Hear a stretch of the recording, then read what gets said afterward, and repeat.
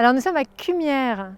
Donc Cumières, c'est la vallée de la Marne, c'est la fin aussi des côtes au sud de la montagne de Reims. J'adore ce coin parce on se sent très au cœur de la Champagne. De là où je suis, je vois la Marne qui s'étire vers l'ouest, je vois la naissance de la côte des Blancs qui va descendre vers le sud, orientée à l'est.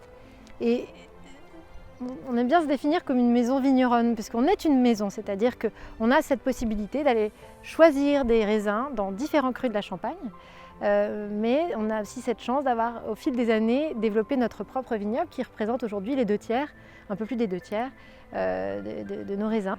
Et la manière dont ce vignoble a été constitué, parcelle après parcelle, c'est tout à fait pour faire écho au vin qu'on veut faire, évidemment. C'est-à-dire que cette Champagne qu'on aime, elle est pas très grande, mais elle est extrêmement diverse. Il y a des terroirs très différents qui gagnent tous à être connus.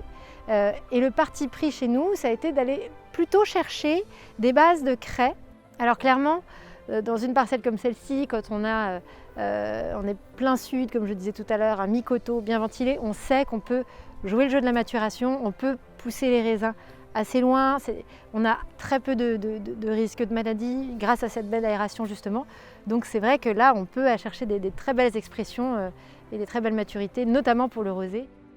Oui, on se trouve dans une des 2 salles de cuverie de la maison, donc à la sortie de Reims sur la route du vignoble, où on était tout à l'heure. Donc ici on trouve tout ce qui va nous permettre de conduire les premières fermentations. Et donc derrière moi on voit aussi bien de la barrique que de l'inox. En termes de volume, ça va être à peu près 20% de nos vins de base qui connaissent leur première fermentation en fût. Alors c'est pas de fût neuf, il n'y a aucun bois neuf chez nous parce qu'on ne va pas chercher l'extraction du bois, on ne va pas chercher le tanin. En revanche, on aime la barrique parce qu'elle permet au vin de respirer. On fait quand même des vins qui sont tous extra bruts, qui sont tous faits qu'à partir de première presse sur des crus principalement crayeux, donc on a quand même en général des belles acidités sur nos vins. Donc ce qui va nous permettre de civiliser, de dompter un peu cette acidité, notamment l'usage de la barrique est le bienvenu. Donc il y a la barrique pour ça, il y a les vins de réserve, il y a le temps d'élevage, il y a tous ces éléments avec lesquels on va savamment doser pour obtenir le résultat qu'on veut. Voilà. Alors là on est dans le coin des pinots noirs, parce que le thème aujourd'hui c'est quand même un vin bien particulier qui est le rosé première cuvée.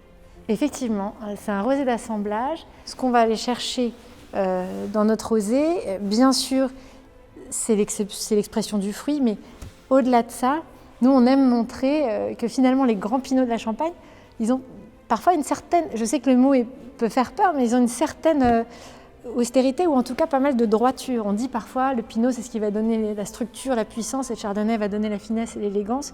On se rend compte que c'est évidemment une question en fait, d'origine, de cru, évidemment de viticulture. Un rosé d'assemblage, comme on le disait, ça signifie qu'il y a une partie du pinot qui va aller jusqu'à la macération pour donner du rouge. Alors là, je ne vais pas dire toutes mes sources, mais voilà, il y a 3 crus récurrents d'où proviennent aussi nos rouges. Alors voilà le rosé première cuvée extra brut.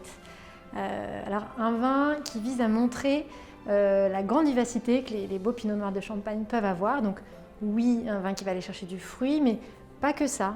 Aussi une belle longueur, une belle tension, une belle énergie. Et donc déjà à la couleur, on voit qu'on est sur quelque chose d'assez peu extrait. On n'est pas sur un rose très soutenu, plutôt sur ce qu'on appelle un or cuivré. Alors on a un premier nez paradoxalement à la fois fruité, à la fois assez crayeux. On retrouve le côté des petits fruits rouges assez vifs qu'on peut avoir avec la groseille, avec la fraise des bois, la fraise sauvage ou parfois la framboise, mais on a aussi un côté très énergique, une belle tension. Voilà, alors une attaque toujours assez définie et précise dans les vins de la maison. 6 mois de repos après dégorgement, donc on a un vin qui a bien sa place en bouche, qui est assez épanoui, et malgré ça qui joue beaucoup, qui renvoie d'un côté à l'autre du palais, qui provoque une légère salivation, beaucoup de fruits, mais aussi une finale qui est presque saline, ce qu'on attend moins sur un rosé. En général, c'est plutôt des caractéristiques qu'on peut retrouver sur des blancs de blanc ou sur des pas dosés aussi. Là, on est en extra brut, hein, mais il y a quand même un dosage.